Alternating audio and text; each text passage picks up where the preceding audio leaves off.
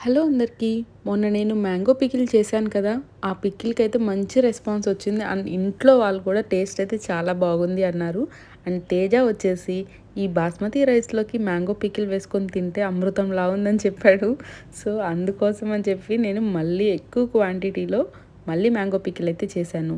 ఒకప్పుడు అందరూ mango pickle చేస్తుంటే అదొక ప్రాసెస్ ఏమో, అది చాలా తెలిసుండాలేమో అది చేయడానికి అనుకున్నాను. కానీ చాలా బిగినర్స్ కూడా ఈజీగా చేసేయొచ్చు. సో, ఈ సీజన్‌లో మనకి మ్యాంగోస్ దొరుకుతున్నాయి కదా! ఖచ్చితంగా మీరందరూ కూడా ట్రై చేయండి.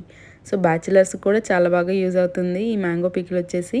సో, ఒక మంచి మ్యాంగోని సెలెక్ట్ చేసుకొని, ఈ వీడియో చూసేసి మీరు కూడా ట్రై చేసి ఎలా ఉందనేది నాకు కామెంట్ సెక్షన్‌లో తెలియజేయండి. సో, మొత్తానికి క్వాంటిటీ పెంచేసి మళ్ళీ అయితే నేను ట్రై చేశాను. ఈ వీడియో నచ్చితే లైక్ చేయండి. మన ఛానల్‌లో బోలెడన్ని రెసిపీస్ ఉన్నాయండి. అవి కూడా ట్రై చేయండి. ఛానల్‌ని సబ్స్క్రైబ్ చేయడం మాత్రం మర్చిపోకండి.